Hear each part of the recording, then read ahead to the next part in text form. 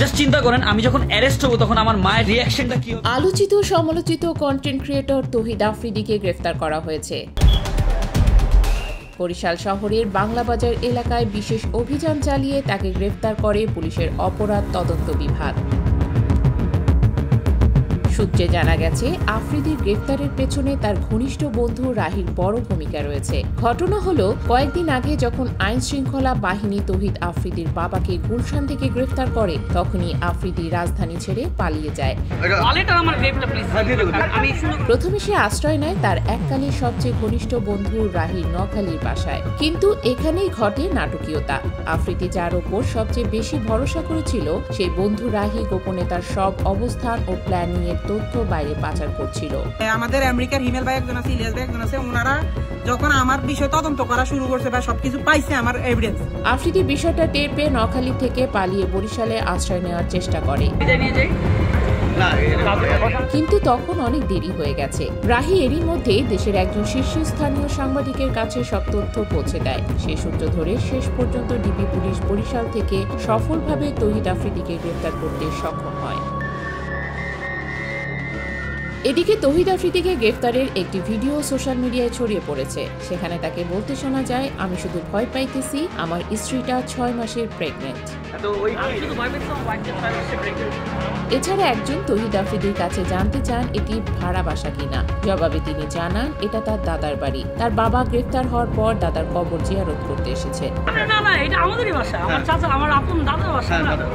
এর আগে সবাইকে আশ্বস্ত করে আফ্রিদি বলেন, আমি পালাবো না, কোরআনের কসম, আমি ওমরা করে এসেছি, আমি কেমন ছেলে তার সবাই জানে।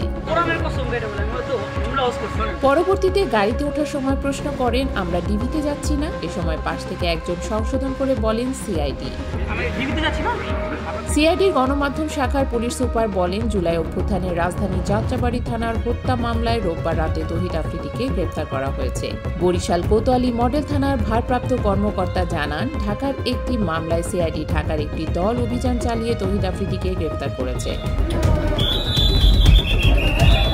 জানা গেছে, তৌহিদ আফ্রিদি রাজধানীর যাত্রাবাড়ি থানার একটি হত্যা মামলার আসামি। গত বছরের 1 সেপ্টেম্বর রাজধানী যাত্রাবাড়ি থানায় মামলাটি করেন এক ব্যক্তি। মামলায় তৌহিদ আফ্রিদি ও তার বাবা মাই টিভির মালিক নাসিরউদ্দিন সাথী সহ 25 জনকে আসামি করা হয়। মামলায় এজাহার নামীয় 11 নম্বর আসামি তৌহিদ আফ্রিদি। আমাকে বাসার ভিতর থেকে একটা পুলিশ অ্যারেস্ট করে নিয়ে যাবে। এ ঘটনার পর অনেকেই বলছেন, বন্ধু যখন শত্রু হয়ে যায়, তার সবচেয়ে জীবন্ত উদাহরণ তৌহিদ আফ্রিদি আর রাহি। আফ্রিদি বাইরে নিয়ে যারা আমার ভুল বুঝতেছে, আমি আফ্রিদি বাইরে ধরাই দিছি ভাই, ওনার সাথে আমাদের কোনো যোগাযোগ নাই, কোনো কিছু নাই, কোনো কিছু ছিল না।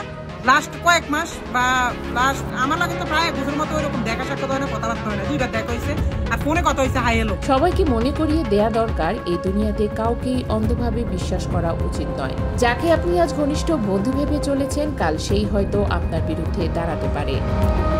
এর আগে গত 17 আগস্ট রাজধানীর গুলশান থেকে তৌহিদ আফ্রিদির বাবা নাসিরউদ্দিন সাথীকে গ্রেফতার করা হয় এবং তৌহিদ আফ্রিদিকেও গ্রেফতারের জন্য সরকারকে আলটিমেটাম দেয় জুলাই রিভলিউশনারি অ্যালায়েন্স।